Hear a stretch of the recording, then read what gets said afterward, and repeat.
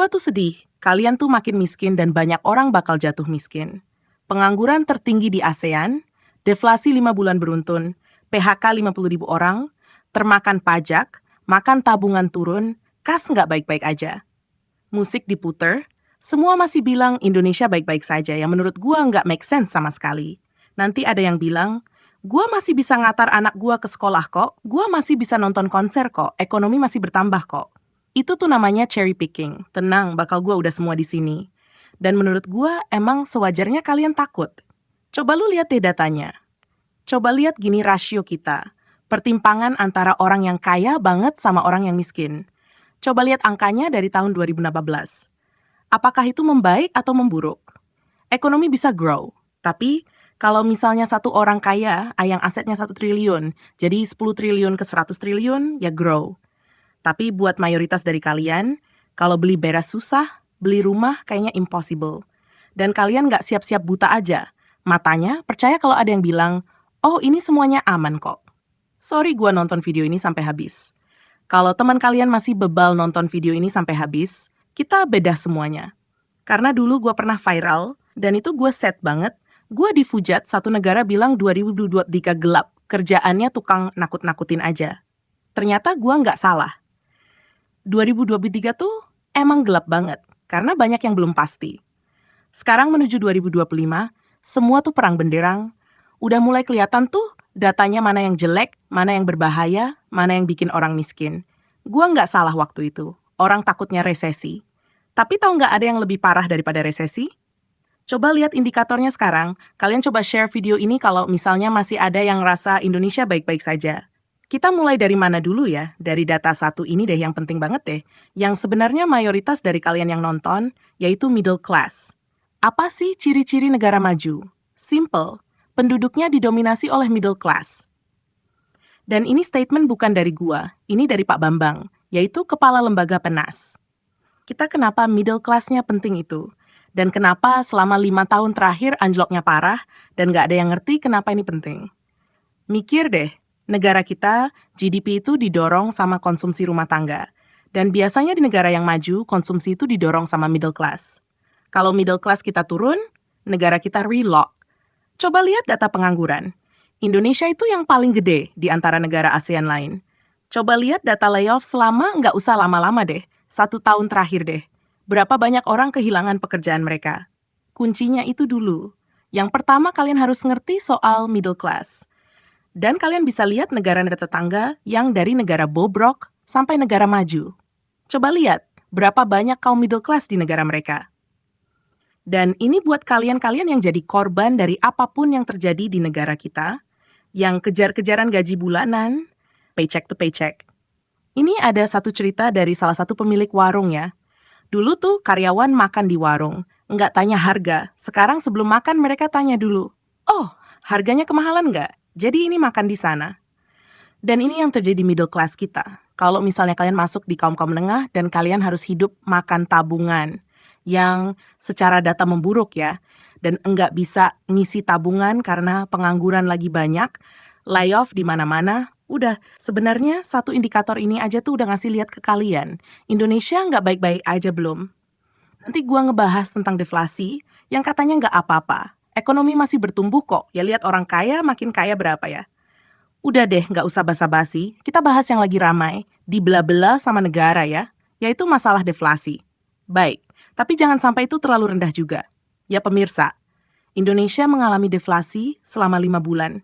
Beruntung deflasi menunjukkan daya beli masyarakat turun. Apakah resesi ekonomi akan terjadi? Benarkah hanya akan mengimpit kelas menengah ke bawah? Buat yang nggak ngerti, intinya deflasi itu penurunan harga barang, lawan kata dari inflasi. Orang tuh selalu ngasah inflasi, serang banget, harga makin naik terus, orang mikir, bagus dong deflasi ya, makin bisa beli beras, makin murah.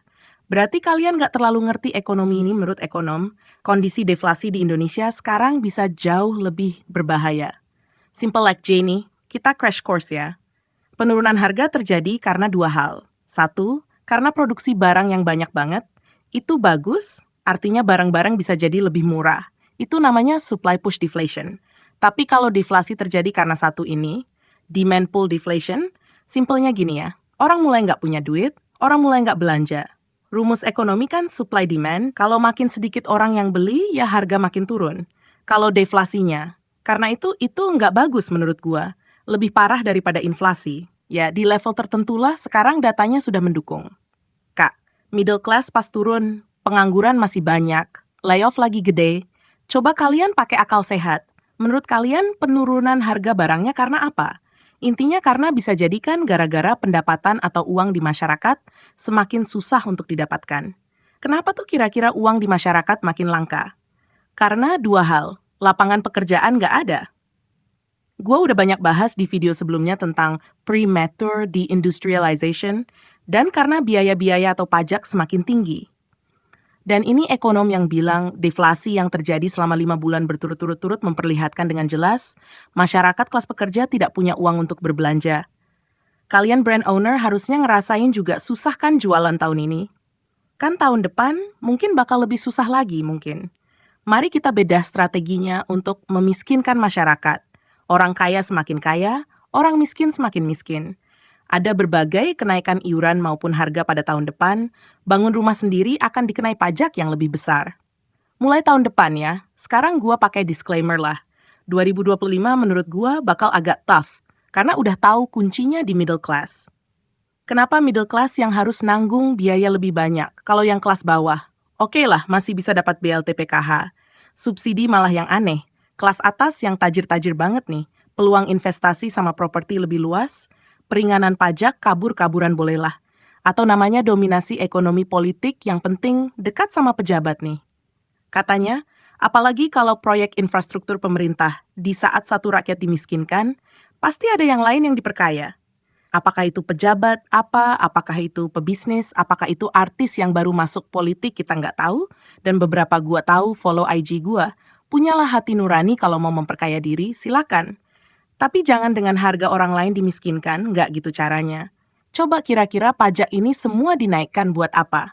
Ada nggak satu proyek yang ambil anggaran lebih di Indonesia super proyek? Kita pikirin lah rakyat kecil mereka kerja apa? Makan apa? Karena kalau mereka nggak diperhatiin, ya kalian makin kaya tapi yang lain makin miskin, bos. Indonesia nggak bakal maju kalau misalnya semuanya miskin, semuanya jadi middle class. Dan lebih parah tuh, asiring middle class, yang udah dikit lagi dia masuk middle class, tapi dijegal karena ini bisa jadi awal kehancuran. Negara kita, tampaknya masyarakat kelas menengah semakin tercekik dengan kebijakan yang dibuat oleh pemerintah. Pajak, iuran wajib, hingga pengetatan subsidi tampaknya membuat masyarakat kelas menengah ini semakin terhimpit hingga akhirnya turun kelas. Ini kan kalian yang nonton mayoritas, asumsi gua, adalah kelas menengah atau sedikit ke bawah. Kita baca cepat ya, karena banyak list. PPN naik ke 12%, bangun rumah pribadi jadi naik pajak, BPJS bakal naik, BBM mungkin bakal naik, LPG tekilkop cacat 0,5%, nggak berlaku lagi untuk UMKM, khususnya tahun keju, yaitu 1 juta UMKM lebih. Motor mobil wajib asuransi, potong gaji lagi untuk program pensiunan, inflasi beras 20% year on year, dan ta'am tapera. Kenapa ya kira-kira negara naikin semua biaya itu? Padahal indikatornya sudah jelas kita butuh menolong middle class ini. Kalau misalnya middle class nggak bisa diselamatin, malah dibebanin pajak dan biaya, yang nggak dikasih lapangan pekerjaan, itu menurut gua awal dari kehancuran sebuah negara. Nggak hancur lah, nggak bisa maju. Intinya, apakah Indonesia baik-baik saja? Menurut gua, ini masuk ke chapter selanjutnya, the catastrophe. Kalian tahu nggak satu hal yang digaung-gaungin banget untuk Indonesia emas itu? Bonus demografi. Rakyat kita semuanya produktif, bisa bekerja, bisa cari duit, bisa menghasilkan produk domestik yang naikin ekonomi kita. Ini tuh timeline yang penting banget untuk 10 tahun ke depan. Nggak boleh ada satu kesalahan apapun. Kalau kita kelewatan jendela 10 tahun ini, nggak usah mikir deh Indonesia jadi negara maju. Kalau lu lihat dari tetangga, Cina, Jepang, Singapura, bahkan ya pas negara-negara itu rakyatnya sudah mulai tua dan mulai nggak produktif, mereka tuh tanda kutip jadi beban masyarakat. Kalau udah kelewatan jendela, orang-orang produktif Indonesia malah nggak dapat kerja, malah biaya tinggi, dan kelewatan nih Indonesia nanti rakyatnya tua-tua semua. Mau berharap apa buat bisa majuin negara kita? Jendelanya tuh sekarang. Kalian lihat data lapangan pekerjaan kita, kalian lihat data FDI kita, nggak baik-baik aja. Ini lingkaran setannya yang bisa bikin negara anjlok. Kalau ekonomi lagi lesu, tanda kutip buying power menurun, orang nggak punya duit dan pajak dinaikkan, mau nggak mau harga barang menurun, deflasi. Kalau harga barang menurun, pengusaha merugi. Kalau rugi, PHK massal. PHK massal, pengangguran meningkat. Pengangguran meningkat, makin orang nggak bisa beli apa-apa, makin ekonomi lesu. Dan ini semua tuh akibat dari apa yang gue selalu berkoar-koar. Kalau lu mau Indonesia 8% pertumbuhannya, mana FDI-nya, mana asing yang mau investasi kita di mana lapangan pekerjaan hasil dari industrialisasi. Kebanyakan investasi asing itu padat modal, bukan padat karya. Kenapa gua kesal ngelihat ini? Selain dari diserang buzzer, kenapa orang tutup mata? Kalau misalnya nggak baik-baik aja, bilang aja nggak baik-baik aja, bukan mau pesimis. Tapi kalau orang sadar ada yang perlu diperbaiki, habis itu fokus ke perbaikan kita bisa ngapain nih. Ya gue yang punya platform, gue speak up, gue edukasi masyarakat, dan kalau kalian fine-fine aja sekarang, ya good. Kalian punya duit. Gimana masyarakat yang lain? Pendidikan kita masih ampas, padahal biayanya naik-naik terus, guru dibayar kayak kacang, kesehatan berobat kita mahal, lebih banyak orang kaya mending berobat di luar, termasuk gua. Siapa yang masih mau bilang Indonesia baik-baik saja? Ya baik-baik buat orang kaya dan pejabat. Tapi kalian gimana kalau nggak bisa punya rumah, belanja ngos-ngosan, tidak punya pekerjaan? Ya itulah, mungkin chapter terakhir ya, biar nggak muluk-muluk, solusinya apa saudara-saudara? Secara ringkas, program saya untuk membawa Indonesia keluar daripada keterburukan kembali menepati tempat yang terhormat, sebagaimana selayaknya ditepati oleh bangsa yang besar seperti Indonesia ini. Ya solusi nomor 1 adalah nggak usah bilang Indonesia baik-baik saja. Lu sebut satu indikator yang membaik. Gua bisa sebut 5-10 yang tidak membaik. Korupsi, indeks demokrasi, middle class, pengangguran. Coba apa yang baik-baik saja. So melek lah, misalnya kalau dibayar, tolong sebut Indonesia baik-baik aja. Kalian punya harga diri lah, Indonesia tidak baik-baik saja. Dan gak apa-apa kita akui ini sekarang. Kita fokus benah. Step 1 kesadaran, step 2 kemauan. Sekarang kita tahu nih situasinya susah. Jadi caranya adalah kita membantu sesama, fokus ke pekerjaan, naikin skill kita. Gue juga tahu kok, Karkar bilang, pemerintah kita ampas juga nggak kemana-mana. Dan gue nggak ada intention masuk politik, kalau misalnya nggak bisa cari pekerjaan di sini, cari pekerjaan di luar. Bukannya nggak nasionalis, tapi tiap orang perlu makan. Ada cara-cara yang kita nggak usah bergantung sama Indonesia untuk kita membenahi diri sendiri. Kalau udah bisa membenahi diri sendiri, kita bantu teman kita. Jangan sampai mereka kesusahan secara finansial. Step 3, kemampuan gua walaupun gini ya, gua tuh masih sayang sama Indonesia. Kita kontribusi dan kita bantu semampunya. Kalau misalnya bobrok ada di politik, yang bobrok ada di presiden, ya mungkin kita nggak bisa ngapa-ngapain. Tapi karena gua punya platform, gua mampu kok untuk speak up. Walaupun ada risiko diculik atau hilang, ya kalian nanti jadi buktilah kalau habis video ini melucing, gua bakal kenapa-napa nggak. Tapi ya, sisanya kita bantu apa yang kita bisa.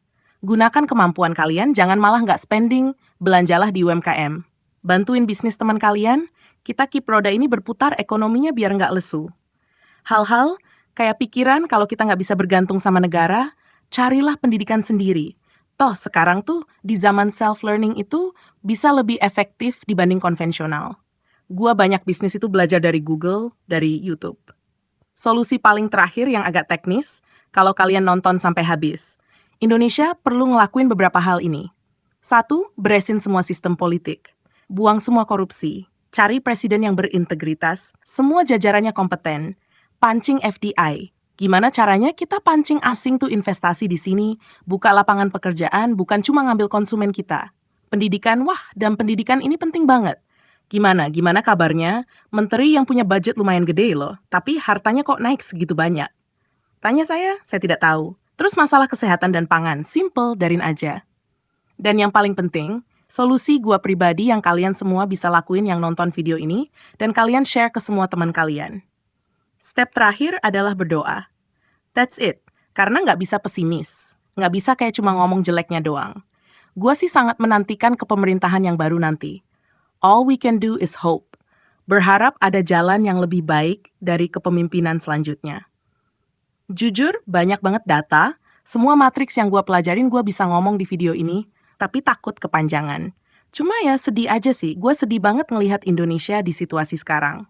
Hopefully kalian nangkap video ini tuh nggak kayak gue cuma ngomel-ngomel doang, tapi ini bentuk dari kepedulian gue untuk mengedukasi masyarakat.